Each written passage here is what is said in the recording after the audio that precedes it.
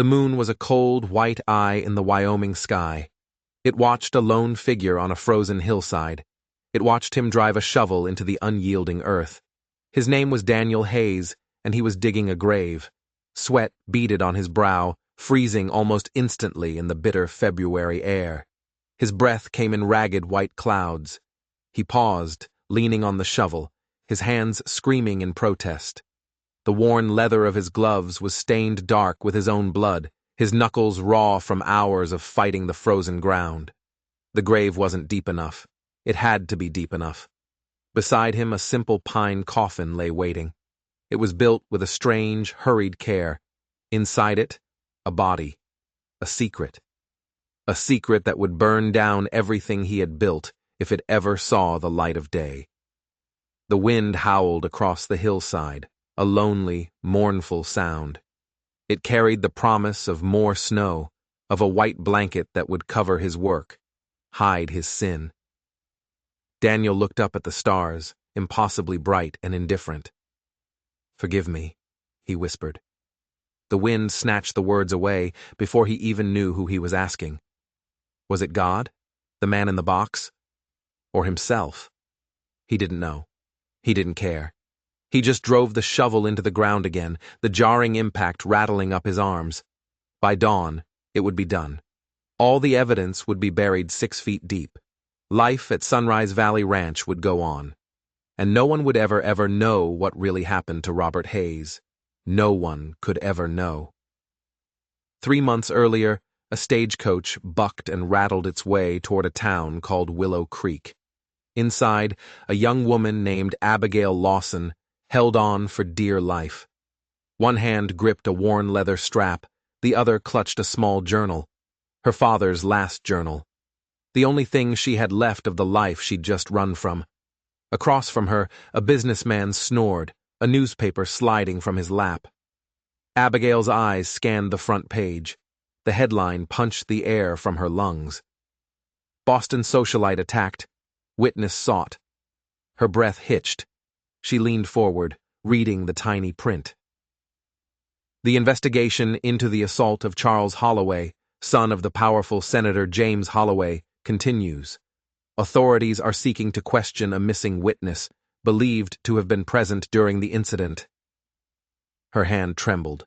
She sank back into her seat, trying to look casual, trying not to notice the elderly woman watching her with curious eyes. 3 weeks. It had been 3 weeks since she'd fled Boston in the middle of the night. 3 weeks since she'd slammed a heavy bronze paperweight into Charles Holloway's skull as he cornered her in his father's library. 3 weeks of looking over her shoulder, of waiting for the hand of the law to fall upon her. The stagecoach crested a hill, and Willow Creek appeared below, a handful of wooden buildings on a single dirt street. Smoke curled from the chimneys. It looked quiet, normal. The last place on earth anyone would look for the daughter of the disgraced Professor William Lawson. "First time in Wyoming, miss?"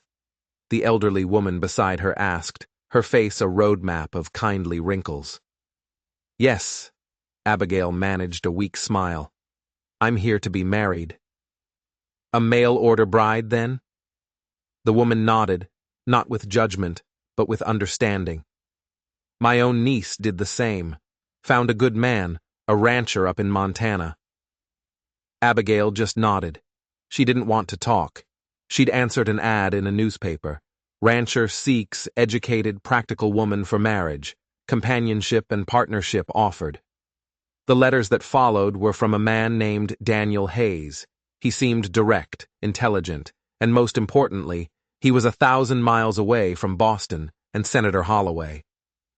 The coach lurched to a final jarring stop. Her heart hammered against her ribs. This was it. There was no going back. "Good luck to you, dear," the old woman said as the door creaked open. "The West has a way of letting you become who you were meant to be." Who she was meant to be. Not a fugitive, not a disgrace. Just Abigail Lawson, soon to be Abigail Hayes. A new start, a clean slate. The platform was a chaotic swirl of people and luggage. Abigail scanned the faces, searching for the man from the small, faded photograph he'd sent. Tall, broad-shouldered, a serious expression under a wide-brimmed hat. "Miss Lawson?"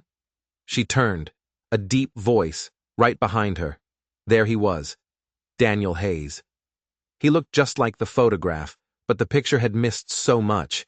It hadn't captured the intensity of his blue eyes, eyes that seemed to see right through her. It hadn't shown the small white scar that cut a line along his jaw, and it hadn't captured the tension in his shoulders as he took off his hat. "Mr. Hayes," she said, offering a gloved hand. His hand swallowed hers. It was rough, calloused, but his grip was surprisingly careful. "Welcome to Willow Creek." His wagon was waiting nearby, a big black dog sitting patiently in the back. "Scout," he called him. Daniel loaded her trunk, helped her onto the seat, and climbed up beside her. He smelled of leather and soap and the cold Wyoming air. The smell of a stranger, the smell of her future husband. As they drove down the main street, people nodded at Daniel, their eyes lingering on her. A new face in a small town, a new piece of gossip. "Willow Creek's growing," he said, breaking the silence. "Railroads surveying land to the north." "Is that good for the town?" she asked. A small frown creased his brow. "Depends who you ask. Progress brings opportunity. It also brings trouble." They left the town behind, the silence stretching between them. The land opened up, vast and empty under a sky that went on forever. It was beautiful and terrifying. "Sunrise Valley Ranch is about 4 miles out," he said after a while. "It's not what you're used to in Boston." "I'm sure it's lovely." He gave her a long, hard look, his expression unreadable. "Miss Lawson, I believe in speaking plainly. My advertisement mentioned partnership. I meant it." She met his gaze, refusing to look away. "As did I in my response, Mr. Hayes." "Good," he nodded, "because ranching is hard work, long days, little reward. The West has a way of testing people, finding their breaking points." "My breaking point was 3 weeks ago in a library in Boston," she thought, but she said nothing. He pulled the horses to a stop on a small rise. "There it is," he said, a flicker of pride in his voice. Sunrise Valley Ranch. Below them, a 2-story farmhouse stood surrounded by a barn, stables, and corrals. It looked sturdy, well kept, peaceful. It looked like a place a person could disappear. "It's beautiful," Abigail said, and for the first time she felt a genuine flicker of hope. Daniel didn't reply. He just stared at his land, his home, with an expression she couldn't begin to understand. "It's home," he said at last, and flicked the reins. As they drew closer, a plump, gray-haired woman came out of the house wiping her hands on an apron. "Mrs. Winters," he explained. "The housekeeper. She came by 3 times a week." "About time you got back, Mr. Hayes," she called out, her friendly eyes sizing Abigail up. "Pleased to meet you, my dear. This place needs a woman's touch." The house was simple, but clean and solid. There were books everywhere, shelves overflowing with them. A big stone fireplace dominated the main room. "You have quite a collection," she commented, as Daniel carried her trunk inside. "Reading passes the long winters," he said. He looked at her, his face serious. "Your room is upstairs, first on the right. I've taken the one at the end of the hall." The unspoken message was clear. They would be separate, for now. "When is the preacher due?" she asked. "Sunday," he said, "if that suits you." It did. After a quiet, awkward supper, Daniel showed her the kitchen. "I'm up before dawn," he told her, "but you should rest." "I'm used to early mornings, Mr. Hayes." A ghost of a smile touched his lips. "Daniel," he said, "if we're to be married on Sunday, you might as well use my given name." "Daniel," she repeated. It felt strange on her tongue. "And you must call me Abigail." He just nodded. "Good night, then, Abigail. Sleep well." Later, lying in the unfamiliar bed, Abigail clutched her father's journal. What would he think of her now? A fugitive, about to marry a stranger, building a new life on a foundation of lies. She opened the journal to the last page. Her father's elegant script was a painful reminder. The final entry, written just days before his death, was as cryptic as ever. The Montana samples confirm my suspicions. H knows. Too late to stop it. God forgive me for what I've unleashed. What had he unleashed? What had he discovered that was worth dying for? And how was it connected to Senator Holloway, the man whose son she had nearly killed? Tomorrow, she would be Abigail Hayes. The past would be buried. But she couldn't shake the feeling that the ground at Sunrise Valley Ranch wasn't nearly deep enough to hold all her secrets, or his. The next morning, the house was quiet. Daniel had left a note on the kitchen table, gone to check the north pasture, back mid-morning, coffee and bread for breakfast. D.H. The small gesture of thoughtfulness surprised her. She poured a cup of coffee and stepped onto the porch. The view was breathtaking. Rolling grasslands stretched to snow-capped mountains under a sky so blue it hurt to look at. For a moment, she felt like she could breathe again. Back inside, she found herself drawn to the small study. It was Daniel's space, filled with ledgers and maps. He was a methodical man, a man with plans. In a desk drawer, she found a stack of sketches. Landscapes, animals, people. They were good, really good. They showed a sensitivity, a hidden depth she hadn't expected from the stoic rancher. You shouldn't be in here. Abigail spun around, her heart leaping into her throat. Daniel stood in the doorway, his face a thundercloud. He wasn't just annoyed, he was angry. I'm sorry, she stammered, holding up a sketch of an old man with kind eyes. I was just admiring your artwork.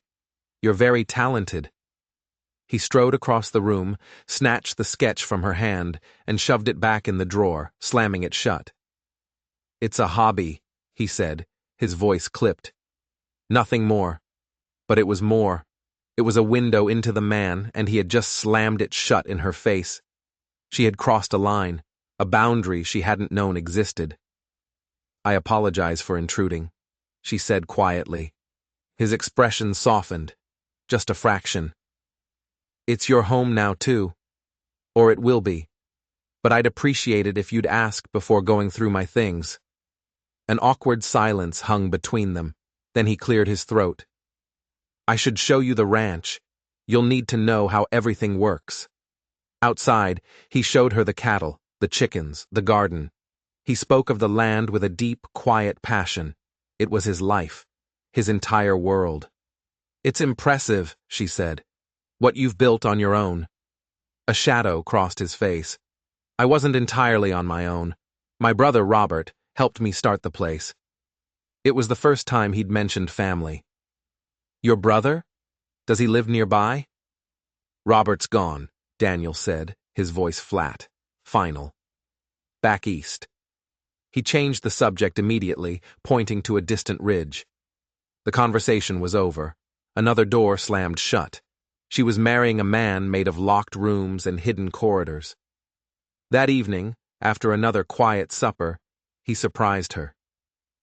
Do you play chess? He asked. My father taught me. They played by the firelight. The game was a silent battle of wits, a way of communicating without words. As she studied him across the board, she noticed the scar on his jaw again. How did you get that scar? She asked, moving her knight. His hand went to his jaw, an unconscious habit. Shrapnel. Gettysburg. You were a soldier? A medic, he corrected her, and captured her knight. Check. That explained it. The steady hands, the anatomical precision in his drawings. He had seen things, horrible things. The war had left its mark on him, inside and out. Another piece of the puzzle, but the picture was still maddeningly incomplete. The next 2 days passed in a blur of chores and preparations. Daniel was a patient teacher, but the emotional distance between them was a constant, tangible thing. He was a stranger. And on Sunday, she was going to marry him. On Saturday evening, the night before the wedding, he came back from town with a small package.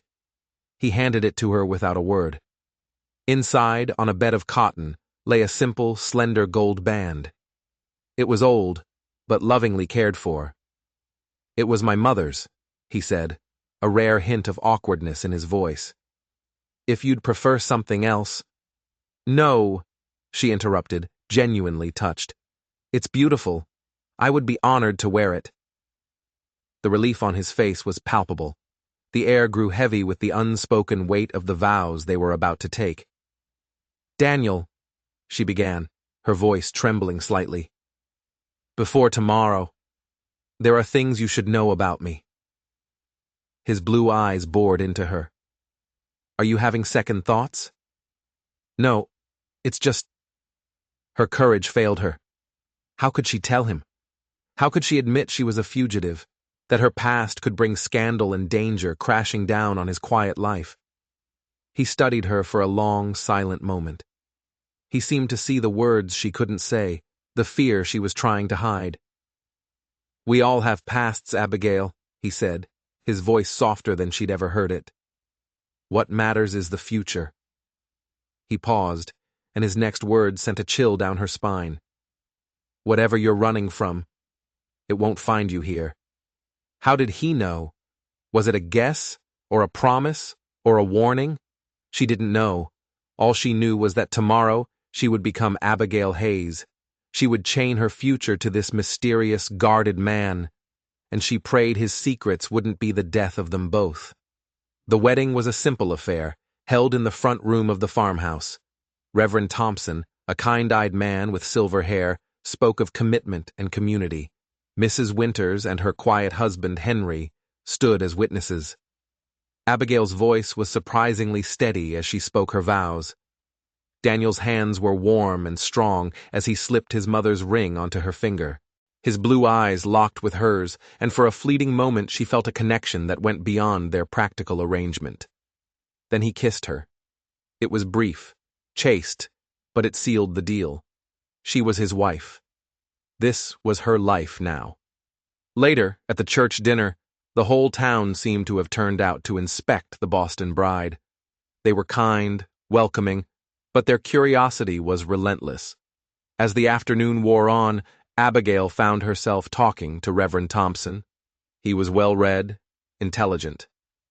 "Daniel tells me you were a teacher in Boston," he said. "Yes, natural philosophy and literature." "Your father was a professor, I believe?" "Yes, he—" "Professor William Lawson?" the Reverend asked, his kind eyes suddenly sharp. The coffee cup nearly slipped from her hand. The blood drained from her face. Here? In this tiny town in the middle of nowhere? How could he possibly know her father's name? You knew my father?" she stammered. "Not personally," he said, his voice dropping. "But I followed his work. His geological papers were quite revolutionary. I was deeply saddened to hear of his passing. The circumstances were unfortunate." Before she could ask what he meant, Daniel was at her side.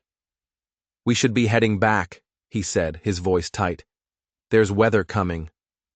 His tone brooked no argument. He was pulling her away. He was shutting down the conversation. It wasn't a suggestion. It was an order. The ride back to the ranch was silent and tense. The sky had turned a bruised purple, and the first fat drops of rain began to fall. Daniel's jaw was set like stone. "Is something wrong?" she finally asked as the ranch came into view. He didn't look at her. He just stared at the road ahead. "What, exactly, did Reverend Thompson say to you?" "He asked about my father. He recognized his name." She watched his profile, trying to read his expression in the fading light. "Does that bother you?" "It complicates things," he said, and flicked the reins, urging the horses into a trot as the rain began to fall in earnest. They reached the house just as the storm broke, thunder rattling the windows. Inside, the fire was dying. The house felt cold. "Build up the fire," he said, shrugging out of his wet coat. "I'll see to the horses." Alone, Abigail stoked the flames, the warmth chasing away some of the chill, but not the unease coiling in her stomach. What complications? Why was her father's name a problem? When Daniel came back inside, his hair damp, his face grim, she had coffee waiting. They sat before the fire, the storm raging outside, a mirror of the tempest brewing between them. Finally, he spoke.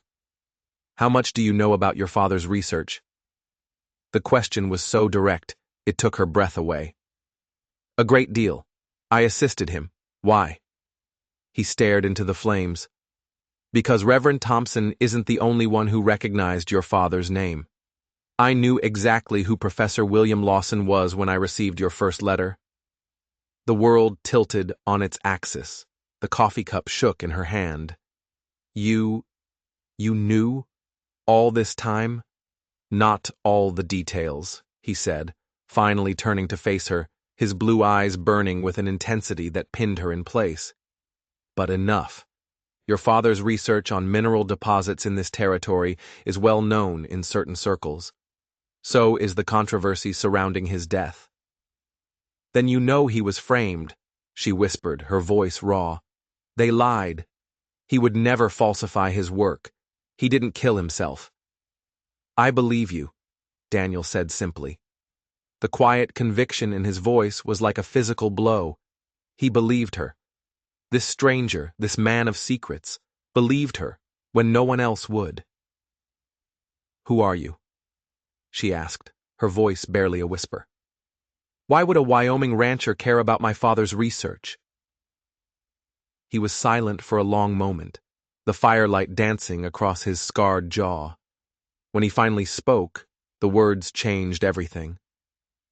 Because my brother Robert was working with your father, he said, his voice low and heavy. And now Robert is missing, presumed dead. And I believe the same people who destroyed your father are responsible for whatever happened to him. Her mind reeled. Robert, the brother who was gone. It wasn't a simple story. It was a lie. Another locked door. My brother was a mining engineer, Daniel continued, his voice tight with a pain he could no longer hide. He corresponded with your father. He brought him mineral samples from this very region. Then, 6 months ago, he disappeared. His last letter mentioned a powerful senator who wanted him to falsify survey reports.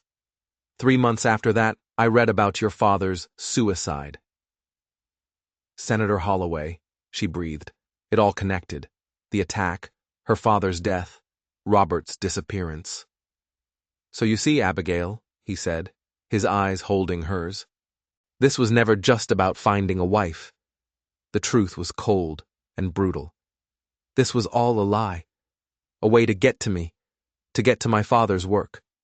Not entirely, he said, leaning forward, his expression earnest. I do need a wife. A partner. But yes, I chose you because of your father. I hoped you might have something. A letter. A journal. Anything that could help me find out what happened to Robert. The deception hurt, a sharp, unexpected pain. But underneath it, a new, terrifying reality was taking shape. They were connected, not by vows, but by a shared enemy. Well, you're not the only one with secrets, Daniel, she said, her own voice hardening. She would meet his truth with her own. I didn't just leave Boston because of my father's disgrace. I left because I'm a fugitive. I assaulted Senator Holloway's son, and I am wanted for it. She lifted her chin, expecting shock, disgust, anger. Instead, a slow, grim smile touched his lips. I know that too, he said. What? The room spun. He knew. News travels, Abigail, even to Wyoming. A small article in a Denver paper. The missing witness was Professor Lawson's daughter. It wasn't hard to put the pieces together. He had known everything, all of it. Her crime, her fear. He had known she was a desperate woman on the run, and he had married her anyway. Not in spite of it. Because of it. You've married a fugitive, she whispered, stunned. And you've married a man who is hunting the same people who are hunting you, he countered. Holloway destroyed your father. I believe he killed my brother. Now his people are trying to steal my land for their railroad. Lightning flashed, illuminating the room in a stark, brutal light. Thunder crashed directly overhead, shaking the very foundations of the house. He stood up and came to her, pulling her to her feet. "So where does this leave us?" he asked, his voice low, his hands on her shoulders. "Husband and wife, bound together not by love but by a common enemy. Together, maybe we can find the truth. Maybe we can get justice."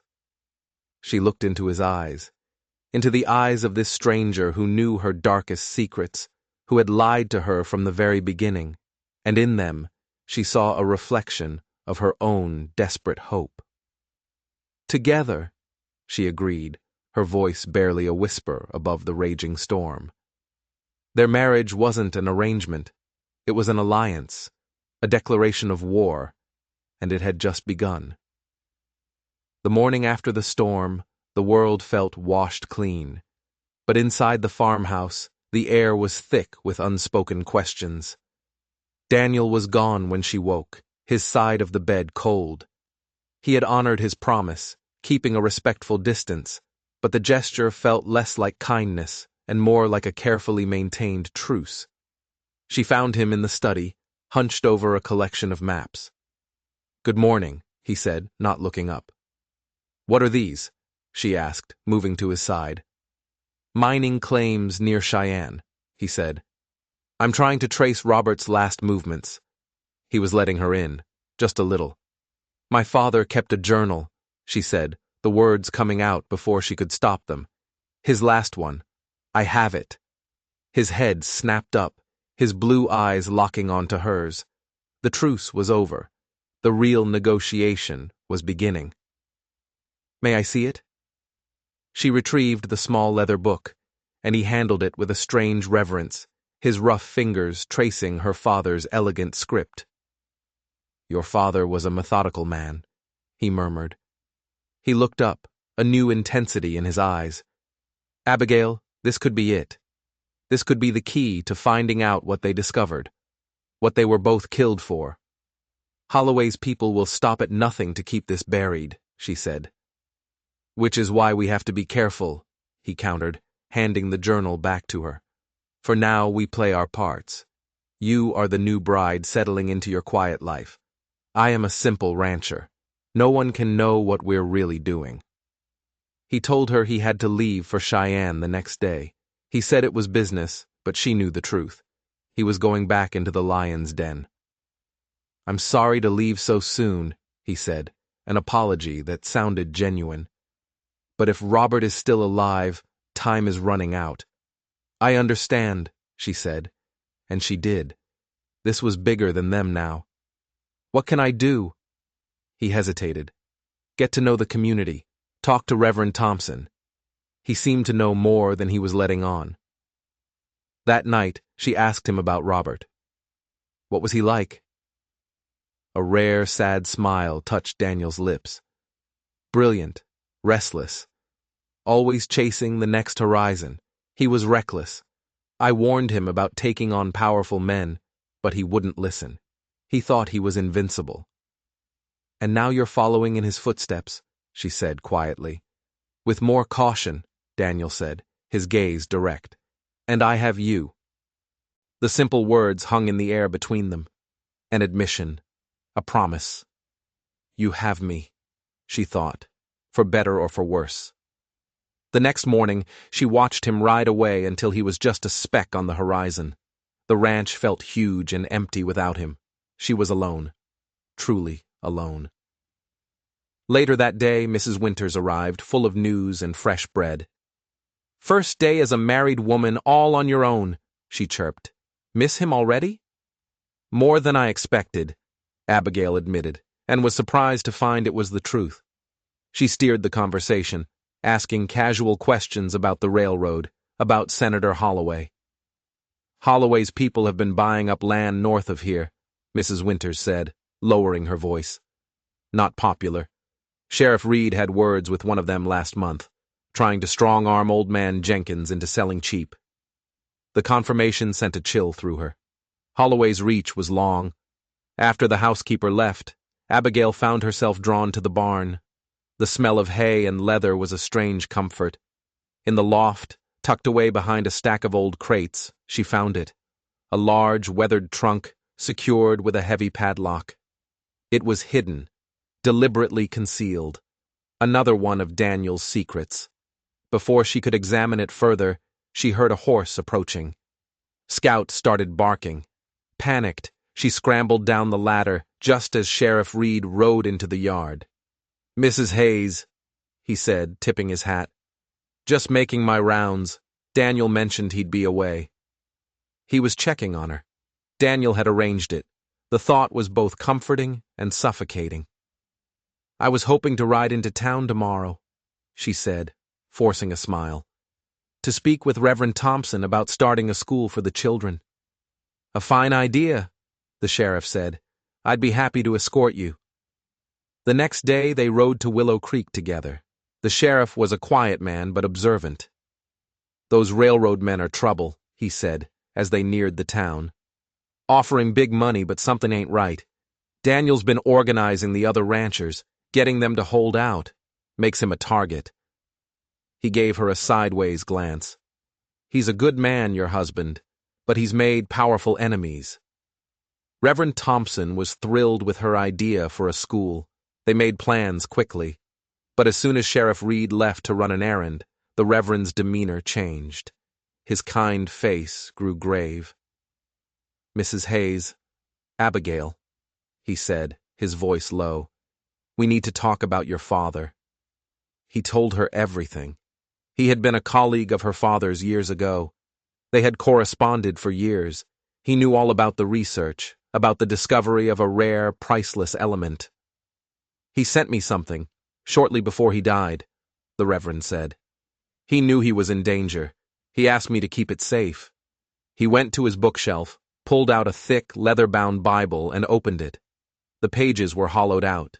Inside was a small, familiar-looking notebook.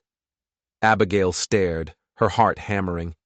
It was another of her father's journals, one she had never seen before. "I tried to send it to you," the Reverend explained, "but my letters were returned. I didn't know who to trust. Then Daniel Hayes wrote to me. He was looking for his brother. He suspected a connection to your father. When he told me he was advertising for a wife from Boston, I helped him. I made sure the advertisement found its way to you." He had orchestrated the whole thing. The marriage, her arrival. It was all a desperate plan to bring the pieces of the puzzle together. "What did my father discover?" she asked, her hands trembling as she took the notebook. "A rare earth element," he whispered, "with revolutionary properties, worth millions, worth killing for. The details, they're all in there." He looked at her, his eyes filled with a terrible urgency. "Be careful, my dear.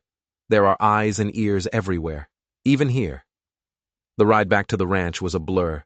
The notebook felt like a burning weight against her skin. As they crested the final hill, the sheriff suddenly reined in his horse. "Riders," he said, his voice tight. Two men were waiting by the barn, well-dressed, city men. Their expensive horses looked out of place in the rustic setting. "Afternoon," the sheriff called out, his hand resting near his pistol. "Something I can help you with?" The older of the two men smiled, a cold, predatory smile. "We're looking for Daniel Hayes. We have business with him, on behalf of Holloway Consolidated." Abigail's blood ran cold. Holloway's men. "Here. My husband is away," she said, her voice shaking. The man's eyes locked on her. "Ah, Mrs. Hayes, the bride from Boston. A pleasure." He paused, letting the words hang in the air. "We have a new, very generous offer for this property. I'm sure a delicate lady like yourself would find a Wyoming winter quite trying." It was a threat, wrapped in condescending silk. "I trust my husband's judgment," she said, her voice colder than she felt. The man's smile widened, but it didn't reach his eyes. "How quickly you've adopted the frontier mentality, Mrs. Hayes. Or should I say, Miss Lawson?" He knew. He knew who she was. The ground fell away beneath her. The sheriff shifted in his saddle, his hand now firmly on his gun. "State your business," or be on your way. We merely wish to leave an offer for Mr. Hayes, the man said smoothly, extending an envelope. We'll be in Cheyenne for 2 weeks, awaiting his response. He paused, his cold eyes fixed on Abigail. And do give my regards to Charles Holloway. I understand he's recovering nicely from his little accident. The threat was no longer veiled. It was a knife held to her throat. She watched them ride away, her body numb with shock and fear. Friends of yours? The sheriff asked quietly. Hardly. Back at the ranch, alone and terrified, she opened the notebook. Her father's neat script filled the pages, diagrams, formulas, maps. It was all there. The discovery of Element R, its incredible properties, and its location. The largest deposits were right here, under the soil of Sunrise Valley Ranch. She found a name that made her breath catch. Robert Hayes. R.H. Confirmed samples from Sunrise Valley contain highest concentration yet. He returns to Wyoming to secure final proof. Must be cautious. H's people are watching. Too many lives at stake. Robert hadn't just disappeared. He'd come back here, right before her father was killed. And he had the proof. A sudden knock at the door made her jump. Scout barked. It wasn't the sheriff. It was a woman she'd seen in town. Clara Sullivan, from the general store. Hope I'm not intruding, the woman said, but her eyes were sharp, assessing. Brought you some supplies, and a warning. Over tea, Clara told her everything. The railroad was a sham. The accidents happening to ranchers who refused to sell weren't accidents. Barn fires, dead cattle. One man had been shot. That man Cooper has a reputation, Clara said, her voice low. He's charming until you say no. Then he's ruthless. Daniel knows the risks. He's been fighting these people for months. She looked Abigail straight in the eye. He needs an ally, Mrs. Hayes. Not a liability. I came here to find out which one you are. I will not be a liability, Abigail said, her voice firm. Good, Clara nodded, because Cooper's men have been asking questions about you, about Boston. She paused. Is there anything they can use against your husband? The question hung in the air. Her entire past was a weapon pointed directly at Daniel's head. They can try, Abigail said, but I won't let them. After Clara left, Abigail stood on the porch as the sun bled across the horizon. She had come to Wyoming to hide. Instead, she had walked into the heart of the very conspiracy that had destroyed her father. She was no longer running from her past. She was standing on it, and she had to decide what to do next. She hid the notebook under a loose floorboard in the pantry. For now, it was her secret, her only weapon. Cooper knew who she was. It was only a matter of time before he came back, and when he did, she would be ready. That night, sleep wouldn't come. She lay in the big, empty bed, listening to the wind howl. It sounded like it was whispering a warning. 2 days later, she was starting to feel the strain, the isolation, the constant, gnawing fear. Every shadow looked like a threat. Every gust of wind sounded like an approaching horse. That night, just as darkness fell, Scout suddenly leaped to his feet, a low growl rumbling in his chest. Abigail froze, her heart seizing, a horse's snort, the creak of leather. Someone was outside. She crept to the window, peering into the moonlit yard. A lone rider was dismounting. He moved stiffly, favoring one leg. It was Daniel. He was back early, and he was hurt. She ran to the door. In the lamplight, she saw the gash over his eye, the dark bruises on his jaw, the bloodstains spreading across his shirt. What happened? She cried, helping him inside. A disagreement in Cheyenne, he grunted, sinking into a chair. Did anyone come here? Cooper? Yes, she said, her voice trembling. He knows, Daniel. He knows everything. Damn it, Daniel swore, his face grim. He's the one who arranged my disagreement. He told her what happened. He'd found a man who'd seen Robert just 3 months ago. Alive. But before he could learn more, Cooper's men had found him in an alley. 3 of them. They hadn't tried to kill him. They'd tried to scare him. A warning. "But I learned something important," Daniel said, leaning forward, his voice a hoarse whisper. "Robert isn't missing, Abigail. He's in hiding. He's gathering evidence to bring Holloway down. He's alive, but they're hunting him, and he's running out of time." She knew she couldn't keep her secret any longer. "Daniel," she said, her voice steady, "Reverend Thompson gave me something. Another of my father's notebooks. It has everything, the research, the location of the element. It's here. On the ranch." He stared at her, his face a mask of shock, disbelief, and a flicker of something else. Hurt. "You had it all this time? You didn't trust me." "I didn't know you," she countered softly, "but I trust you now." She showed him the notebook. As he read, his face grew tight with concentration.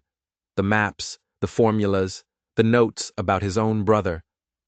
"The caves," he said, his finger tracing a line on a hand-drawn map. "Near the North Ridge. Robert mentioned them in a letter, a secure location."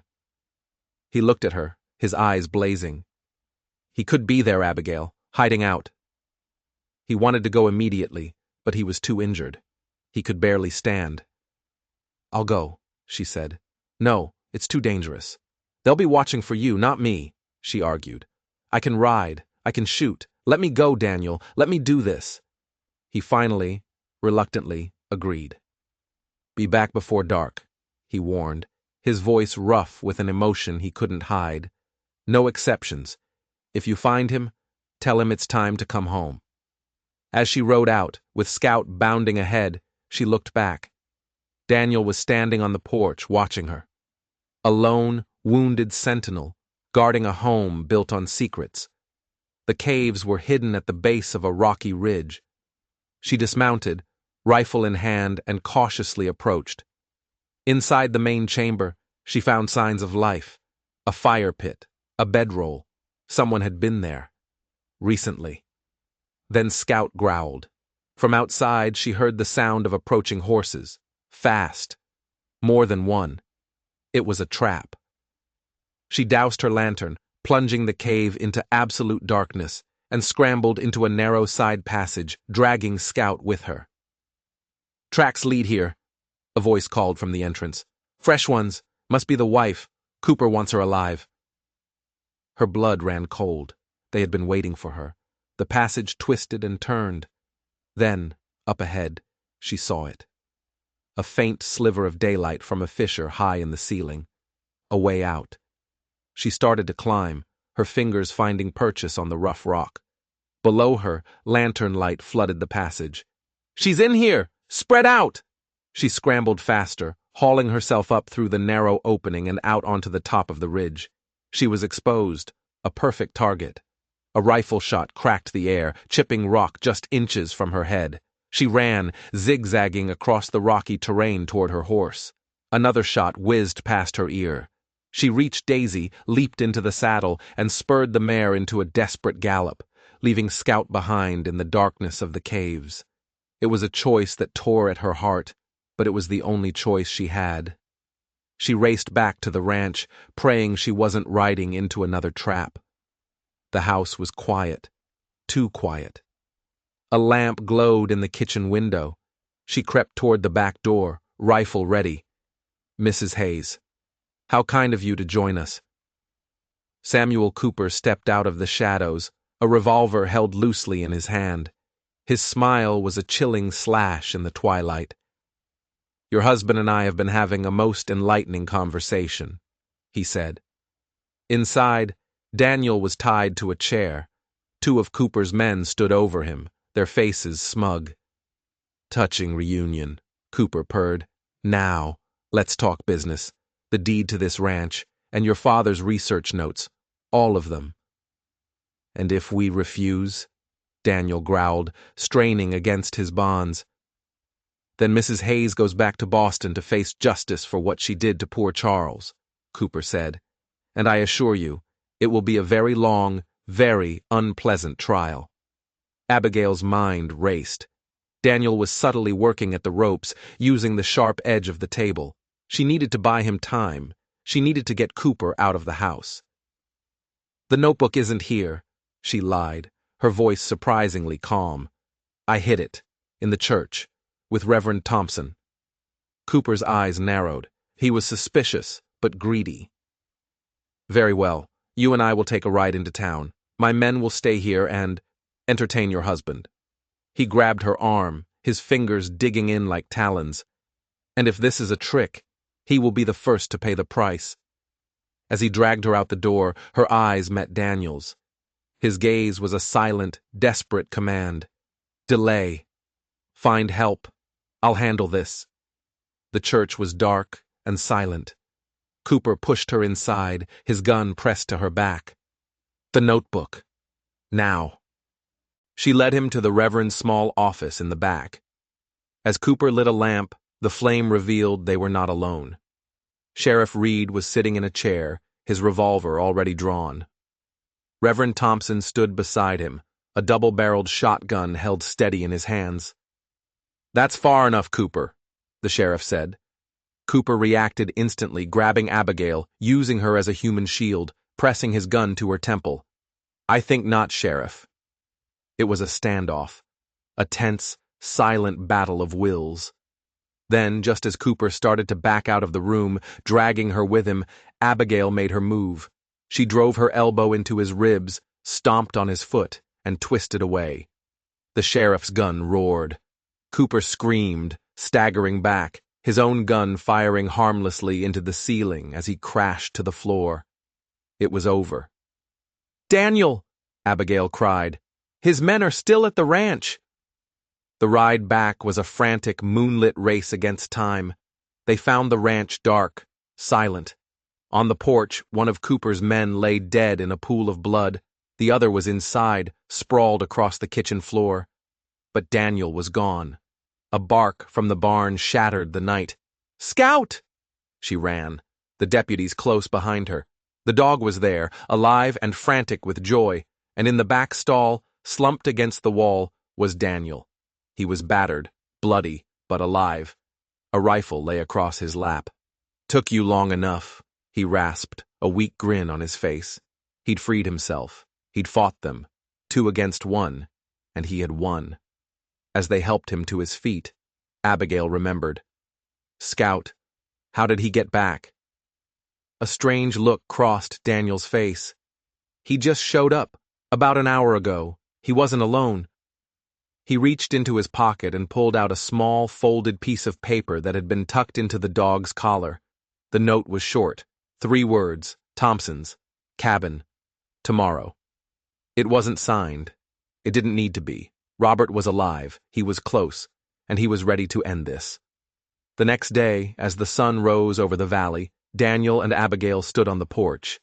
He was bruised and bandaged, but his eyes were clear. She was exhausted, but a fierce new strength coursed through her veins. Their marriage had been born of lies and desperation, a calculated arrangement between 2 strangers. But in the crucible of violence and fear, something new had been forged. Trust, respect, a partnership that was stronger than any vow.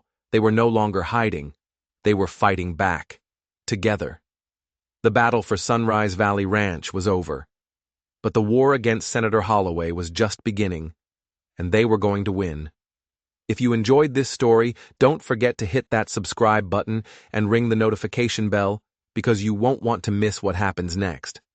Thanks for watching.